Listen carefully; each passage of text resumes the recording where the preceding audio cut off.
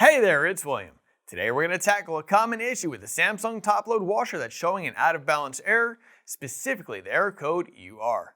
This problem might be due to the leveling legs, the balance ring, the spin basket, or the suspension rods needing attention. Now before we dive in, don't forget to like this video and subscribe to our channel to stay updated with more handy do-it-yourself appliance repair projects. There are problems you can absolutely fix on your own, and we're here to guide you through the process step by step. Let's get that washer running smoothly again together.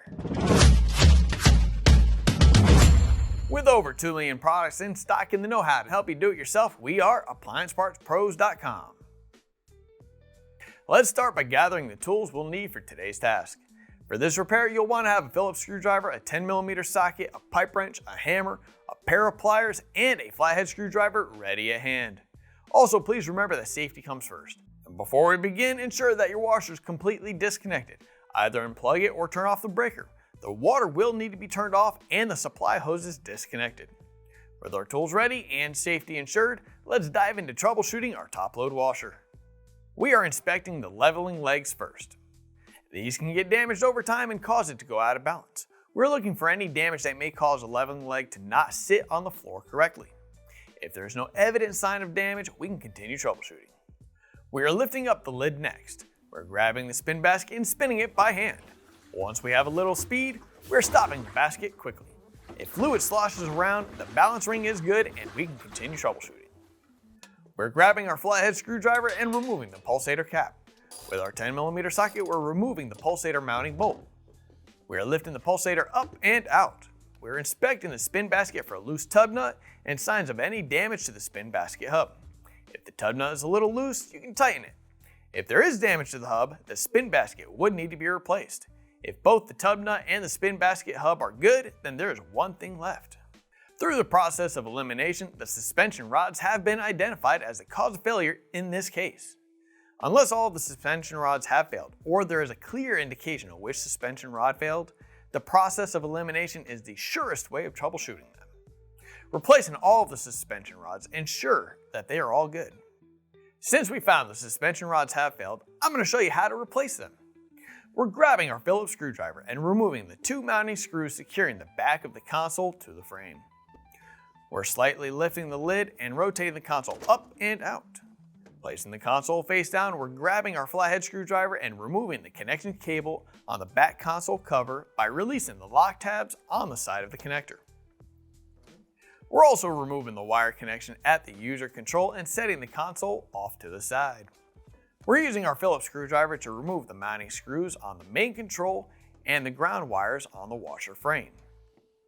Using our flathead screwdriver, we're removing the main control cover and disconnecting the wires from the main control. You may want to take a picture of how the wires are connected before removing them to help with reassembly. The main control can be set to the side. Grabbing our pliers, we're removing the pressure sensor wires, lifting the pressure sensor up, and moving the hose clamp down a little bit. The pressure sensor can now be removed and set to the side.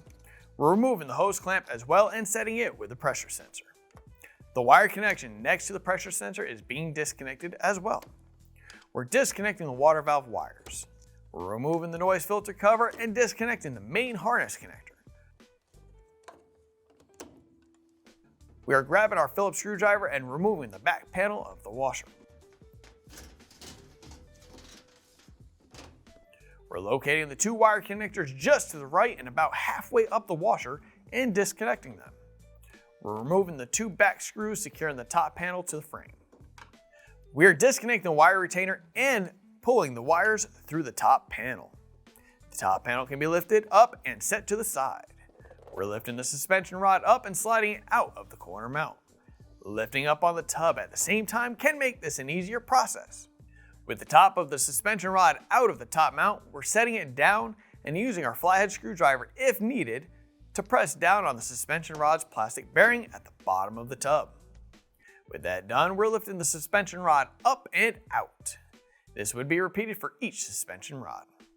Here's the old suspension rod and here's the new one. If you've already got one, great. If not, you can pick one up at AppliancePartsPros.com. We're dropping the suspension rod down and sliding it into the tub slot. Pulling the suspension rod up, we're going to lift it into the corner mounting slot. Now we're setting the top panel onto the washer frame, feeding the wire harness into place and securing the top panel with the screws we removed. We're placing the bumpers over the front mounting screws. We're feeding the pressure hose up into the top panel. We're grabbing our pressure sensor and the hose clamp and installing the pressure sensor. We're reconnecting the wires next to the pressure sensor and setting them into the bracket. We're grabbing the main control and reconnecting the wires, using the picture taken earlier. We're securing the main control cover and mounting the main control to the top panel. We're connecting the wires to the valve assembly. Now we're grabbing the noise filter cover, reconnecting the wire to the noise filter, and securing the cover. We're feeding the two wires down into the top panel, securing the retainer, and connecting the wires that we disconnected from the back panel. Grabbing our Phillips screwdriver, we're securing the ground wires with the screws we removed earlier. We're also grabbing our console and reconnecting the wires. Rotating the console into place while slightly lifting the lid, we're securing the console with the two screws that we removed at the beginning. We're moving to the back panel and mounting the back panel into place. Don't forget to reconnect the water supply hoses and plug the power cord back in. We hope this guide has helped you troubleshoot and resolve the out of balance error on your Samsung top-load washer. Once you've identified the part you need, simply head over to appliancepartspros.com with your model number to order a replacement.